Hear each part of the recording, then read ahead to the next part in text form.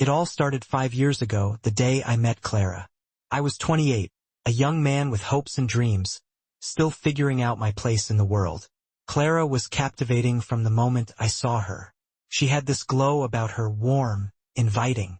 At 25, she was smart, ambitious, and fiercely independent, working as a financial advisor in a local bank. Her long dark hair, big hazel eyes, and sharp wit drew me in instantly. We were introduced at a friend's dinner party, one of those awkward setups that neither of us had expected to enjoy. But by the end of the night, we were deep in conversation, oblivious to the world around us. She made me laugh, something I hadn't done in a long time, and before I knew it, I was asking her to dinner the following week. Our relationship moved quickly, and soon we were inseparable. Clara's family adored me, and mine welcomed her with open arms. She had a grace about her that made everyone feel at ease, and I couldn't believe my luck. By the time I was 30, we were married and life was perfect, or so I thought. Over the years, Clara and I built a life together. We bought a cozy 2-bedroom house in the suburbs, surrounded by friendly neighbors and a quiet street. Every Sunday, we'd take long walks in the park, holding hands and talking about our future. We wanted kids, but we weren't in a rush. We wanted to travel first, to see the world and live out our dreams before settling down with a family. It seemed like we had all the time in the world. Clara continued working at the bank, quickly rising through the ranks, and I was doing well in my job as a marketing consultant. On the outside, everything was perfect, but slowly, over time, things began to change. Little cracks appeared in our relationship, small at first but noticeable. I remember the first time I felt something was off. It was a Friday night, and I had planned a romantic dinner for the two of us. Clara came home late from work, saying she had stayed back with colleagues for drinks. She apologized, kissed me on the cheek, but I noticed something different in her eyes, an unfamiliar distance. I brushed it off at first, chalking it up to stress from her demanding job. But as the months passed, these late nights became more frequent. She'd come home late, always with an excuse, and the space between us grew wider. At first, I blamed myself. Maybe I wasn't being attentive enough, or maybe I had become too comfortable, not putting in the effort like I used to. I tried to fix things, planning surprise getaways, romantic dinners, even suggesting we start trying for a baby. But nothing seemed to work. Clara became more and more distant, her once vibrant smile now a faint shadow of what it used to be. By the time we hit our 5th wedding anniversary, the tension was palpable. We rarely spent time together anymore. Clara was always busy with work, and I found myself retreating into my own world. I missed the woman I had fallen in love with, the one who laughed at my jokes and held my hand on Sunday walks. But now it felt like she was a stranger. The real turning point came one night when Clara didn't come home at all. I called her multiple times, but she didn't pick up. It wasn't like her to not answer, and my mind went to dark places. When she finally walked through the door the next morning, she looked disheveled, and I knew something was terribly wrong. I asked her where she had been, and she told me she had stayed at a friend's house because she had too much to drink. I wanted to believe her, but something didn't sit right with me. That nagging feeling, the one I had been ignoring for months, was now impossible to suppress. Over the next few weeks, I started noticing things I hadn't paid attention to before. Her guarded phone conversations, the way she'd smile at messages on her phone, the nights she'd come home smelling of perfume that wasn't hers. I tried to confront her about it, but every time I did, she'd get defensive, accusing me of being paranoid. She assured me nothing was wrong, that I was imagining things.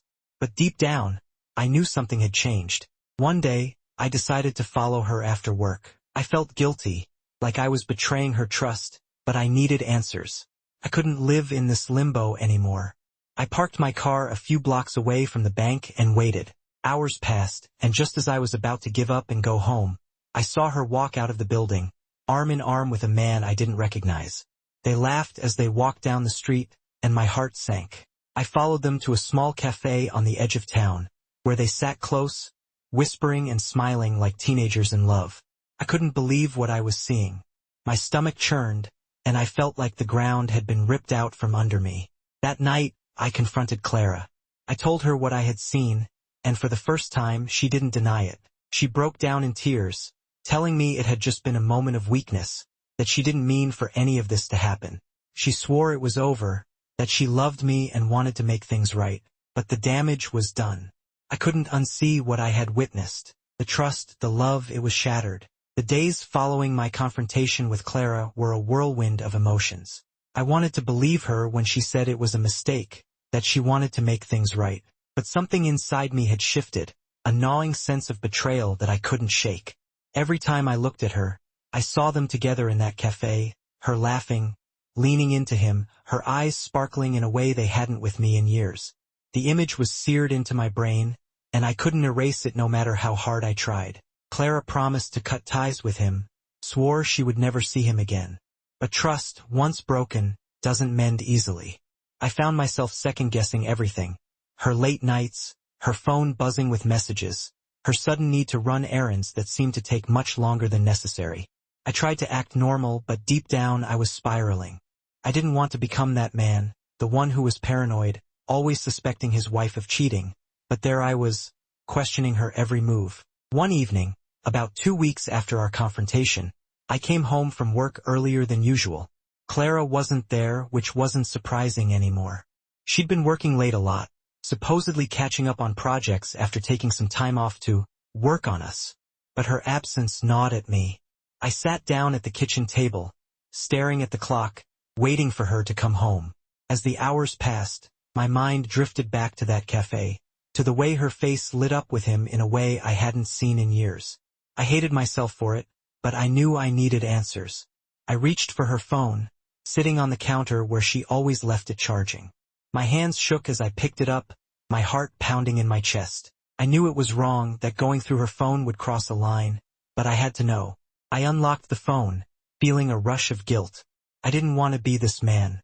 But as I scrolled through her messages, my heart sank. There, at the top of her chat list, was his name, Michael.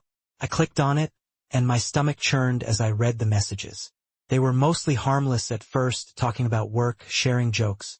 But as I scrolled further back, the messages became more intimate, their tone more familiar. My hands trembled as I read through the texts, each one a knife to the gut. Michael, can't stop thinking about you. Last night was incredible. Clara, I know. I miss you already. I felt a sickening wave of nausea as I scrolled further. They had been meeting regularly, not just the one time Clara had confessed to. She had lied to me, again. When Clara finally came home that night, I was sitting in the living room, waiting. She walked in, a soft smile on her face like nothing was wrong, like she hadn't just shattered our lives all over again. Hey, she said casually, setting down her bag. How was your day? I stared at her, my blood boiling. Where were you?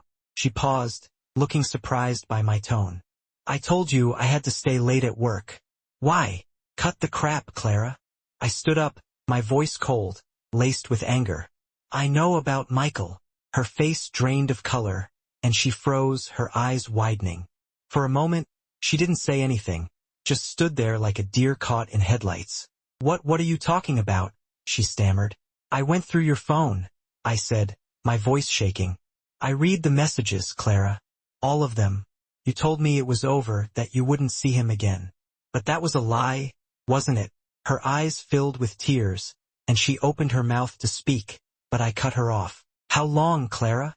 How long have you been sneaking around behind my back, lying to me? Tears spilled down her cheeks as she shook her head. Larry, I'm sorry. I didn't mean for any of this to happen. I was confused, and it just got out of hand. Confused. I scoffed, my voice rising. Confused is when you don't know what to order for dinner, Clara. Not when you're cheating on your husband with some guy from work. She sobbed, sinking into the chair. I never wanted to hurt you, Larry. I swear. I don't know what's wrong with me. I felt so lost. And Michael, he made me feel wanted again, like I mattered. Her words hit me like a punch to the gut. So what? I didn't make you feel wanted? Is that it? She shook her head, wiping her tears. No, it's not like that. You do make me feel wanted, but I don't know. Things between us changed, and I couldn't stop myself. It just happened. I stared at her, feeling a strange mix of sadness and fury. It didn't just happen, Clara. You made a choice. Every time you texted him, every time you met up with him, you made a choice to betray me. Do you have any idea what that feels like? To find out that the person you trusted most in the world has been lying to your face. She sobbed harder, covering her face with her hands. I'm sorry, Larry. I'm so sorry. I stood there, looking down at her, feeling numb. The woman I had loved, the woman I had built my life with, had betrayed me in the worst way possible. And now, standing there in front of me, she looked so small, so broken. But it was too late. The damage was done. I walked past her, heading toward the door. I don't know what's going to happen next, I said, my voice hollow. But I can't stay here tonight. Clara lifted her head, her face streaked with tears. Please, Larry, don't go. We can fix this. We can go to counseling, talk things through. I love you, and I don't want to lose you. I stopped at the doorway, my hand resting on the knob. I wanted to believe her, to believe that we could fix things, but the weight of her betrayal was too much to bear. I need time, I said quietly, not turning around. I need to figure out if there's anything left to fix. With that, I walked out the door, leaving her sobbing in the living room. I drove for hours that night, not knowing where I was going, just needing to escape. The betrayal, the lies, the weight of it all pressed down on me like a suffocating blanket, and for the first time in my life, I felt truly lost. Over the next few weeks, Clara and I barely spoke. I stayed with a friend for a while, trying to sort through my emotions, trying to figure out what to do next. Part of me wanted to forgive her, to find a way to move past the hurt and rebuild what we had. But every time I thought about it, I remembered those messages, those lies, and the pain would flood back all over again. One night, while I was sitting on my friend's porch, staring out at the night sky, my phone buzzed. It was Clara. Clara, I love you, Larry. Please come home. We can work this out. I stared at the message, my heart aching. I wanted to go home, to be with her, to pretend like none of this had happened. But I couldn't, not yet. The next morning I made a decision. I needed to know the full extent of her betrayal. If I was ever going to move on, whether that meant forgiving her or leaving her, I needed the truth. I hired a private investigator to follow Clara, to find out if she was still seeing Michael. It felt like a last-ditch effort, a desperate attempt to get closure one way or another. A week later, the investigator called me with the results. He had followed Clara for several days and confirmed what I had feared. She was still seeing Michael, sneaking off to meet him in secret. The photos he sent me of them together at a hotel were the final nail in the coffin. Any hope I had of salvaging our marriage died in that moment. I confronted Clara the next day, showing her the photos. Her face went pale, and she didn't even try to deny it. She knew the game was up. I'm sorry, she whispered, her voice barely audible. I never meant for it to go this far. I looked at her, feeling an overwhelming sense of sadness. It's too late for sorry, Clara. She nodded, tears filling her eyes. I know. When the realization finally hit me, that there was no saving what Clara and I once had, I felt strangely calm. It wasn't the raw anger I had experienced before. It was colder, more focused. The hurt was still there, of course, but now it was tempered by a sense of clarity. Clara's betrayal was complete. She had made her choice, and now it was time for me to make mine. The thought of letting her get away with everything without facing any consequences burned inside me, fueling a desire I hadn't known I was capable of. I wasn't just going to leave her. I was going to make her regret every single lie, every deceitful smile, and every moment she spent with Michael behind my back. I didn't care about saving our marriage anymore. All I cared about now was revenge, cold, calculated revenge. The first step was to gather more information. I had the evidence from the private investigator, but that was just the beginning. I needed to know everything, who else knew about their affair, where they met, and if there were others who were part of this little charade. Clara worked at a small branch of a local bank, and Michael was her boss. It didn't take a genius to figure out that there could be more people involved, more lies I hadn't uncovered yet. I started by contacting an old friend of mine, Greg, who worked in cybersecurity. Greg owed me a favor, and I knew he had the skills I needed. I explained the situation without giving away too many details, and Greg agreed to help. Within days, he had managed to hack into Clara's work emails and Michael's personal messages. What he found shocked even me. Clara wasn't the only one cheating. The more I read, the more disgusted I became. Clara had been lying to me for months, maybe even years. And Michael? He wasn't just seeing Clara. He was juggling multiple affairs with other women at the bank, using his position of power to manipulate them. The entire place reeked of corruption, and I knew I had stumbled upon something far bigger than just a simple affair. But this wasn't about exposing everyone else. This was about Clara, about making sure she paid for what she did to me. The thought of all those people at the bank, laughing behind my back, covering for her, made my blood boil. If they thought they could get away with it, they were dead wrong. I spent the next few weeks carefully plotting my revenge. I wasn't just going to confront Clara and demand a divorce. No, that would be too easy, too clean. She needed to feel the pain she had caused me, to see her life crumble the way she had destroyed ours. The first thing I did was gather all the evidence, emails, text messages, photos. I had everything neatly organized, ready to be used at the right moment. I knew Clara's boss, Michael, was the key to her downfall. If I could expose him, it would drag Clara down with him.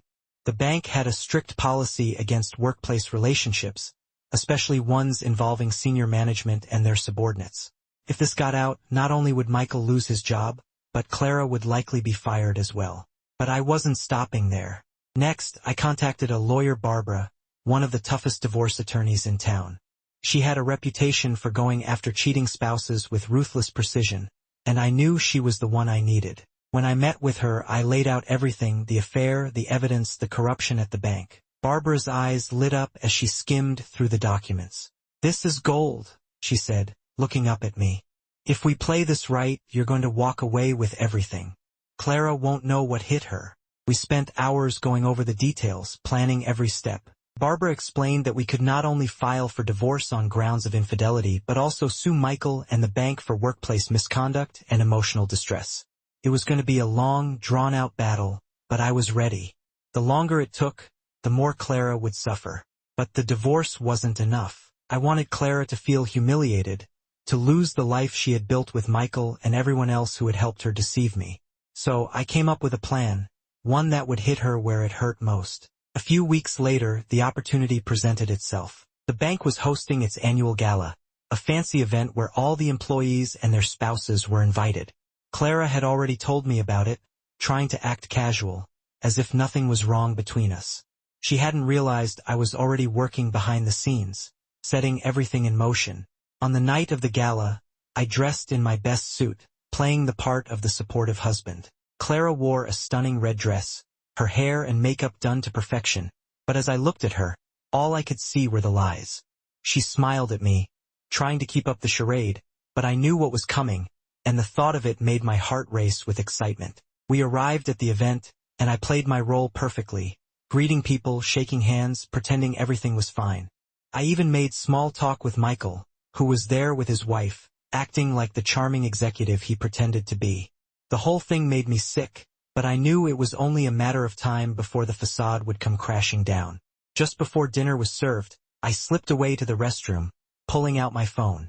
I had everything ready, the emails, the photos, the text messages. I sent them anonymously to every single person in the room. The entire guest list, employees, spouses, even the CEO of the bank, received the damning evidence within seconds. As I hit send, I felt a rush of adrenaline. There was no going back now. When I returned to the main hall, the atmosphere had shifted. People were checking their phones, whispering to each other, eyes darting around the room. It didn't take long for the whispers to turn into full-blown chaos. I watched as Michael's face went pale, his wife gasping in horror as she scrolled through the messages. Clara's eyes widened in shock as her phone buzzed with notifications, and she quickly looked at me, her face draining of color. What did you do?" she whispered, her voice trembling. I leaned in close, my voice cold. "I told the truth, Clara. You should try it sometime." The rest of the night was a blur of accusations, shouting, and chaos. Michael's wife stormed out, tears streaming down her face.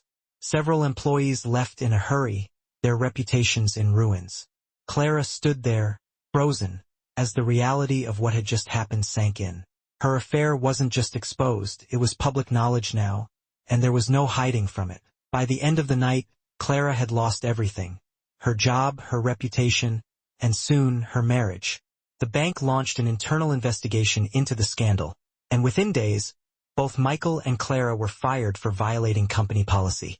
Other employees were implicated as well, and the entire branch was shut down temporarily while the bank tried to clean up the mess. But for me, the real victory came when the divorce proceedings began. Barbara was relentless, and with the mountain of evidence I had provided, Clara didn't stand a chance. Not only did I get the house, but I also managed to secure a large portion of our savings and assets. Clara, on the other hand, was left with nothing. She had to move out, living with her parents while the dust settled, her career in shambles and her reputation destroyed. It was everything I had hoped for. But strangely, as the weeks passed, I didn't feel the sense of satisfaction I thought I would. Sure, I had won. I had gotten my revenge. But there was no joy in it, no sense of closure. I had spent so much time planning, plotting, and executing my revenge that I hadn't stopped to think about what would happen after it was over. One night, about a month after the divorce was finalized, I found myself sitting alone in the house, our house. It was quiet, too quiet. The walls seemed to close in on me, and for the first time, I realized how empty it all felt. Clara was gone, but so was the life we had built together, the future we had once dreamed of. I had taken everything from her, but in the process I had lost something too. I tried to shake off the feeling, telling myself that this was what I wanted, that Clara had deserved everything that happened to her. But as the days turned into weeks, the emptiness only grew. I had spent so much time focused on revenge that I had forgotten what it was like to be happy, to feel content. Now, all I had left was a hollow victory and a life that felt as broken as my marriage had been. One afternoon, as I was sitting on the porch, watching the sunset, my phone buzzed. It was a message from Clara. Clara, I'm sorry, Larry, for everything. I know it doesn't mean much now, but I wanted you to know. I stared at the message, my heart heavy. I had been waiting for this, hadn't I? I didn't reply. I didn't know what to say. What was there to say? We were both casualties of the choices we had made, her betrayal, my revenge. And in the end, neither of us had truly won. And so I moved on, or at least I tried to. I threw myself into work, into hobbies, into anything that would keep me from thinking about what had happened. But the truth was, revenge didn't heal the wounds Clara had inflicted. It didn't erase the pain or the betrayal. It only made me feel more isolated, more alone. In the end, I learned that revenge wasn't the answer. It never is. Because no matter how much you hurt the person who wronged you, it doesn't take away the hurt they caused. It doesn't bring back the trust, the love, the life you once had. And while Clara had lost everything, so had I. Now, as I sit here writing this, I realize that the only real way to move on is to let go. Not just of the anger and the hurt, but of the need for revenge. Because in the end, revenge only leaves you with more scars, scars that take far longer to heal than the ones you set out to create. Months had passed since the chaos of the divorce and the fallout of my revenge. Life had moved on in its slow, inevitable way. I hadn't spoken to Clara since the day she sent me that message, her apology sitting unread in my phone. There was nothing left to say between us. No more fights, no more accusations. Just silence. I had thrown myself into work, trying to rebuild my life in the aftermath of it all. Friends had come and gone, offering support where they could, but I rarely accepted it. The satisfaction I had once felt from exposing Clara's affair and watching her life unravel had long since faded, leaving only a hollow feeling inside me. One evening, as I sat on the porch of the house I had once shared with Clara, I watched the sun dip below the horizon. The orange and purple hues in the sky reflected a quiet beauty, but they only served to remind me of how much had changed. The house felt larger, emptier, and for the first time in a long while, I allowed myself to sit with the loneliness I had been avoiding for so long. I thought about the months that had passed, about the choices I had made. I had won, at least that's what everyone told me. I had gotten the house, the money, the upper hand, but it didn't feel like victory anymore. It felt like I had lost something far more important. As I sipped my coffee, my phone buzzed. It was a message from Barbara, my lawyer, letting me know that the lawsuit against the bank had finally been settled. A significant sum of money would be deposited into my account within the next few days. It was the final piece of the puzzle, the last step in my carefully crafted revenge. Yet, as I read the message, there was no joy, no relief, just a quiet sense of finality. That night, as I lay in bed, Staring at the ceiling, I realized something I hadn't allowed myself to admit before. Revenge hadn't brought me peace. It hadn't healed the wounds Clara had caused or filled the emptiness her betrayal had left behind. Instead, it had consumed me, dragging me deeper into a darkness I hadn't anticipated. I had wanted Clara to suffer, to feel the pain I had felt, and she did.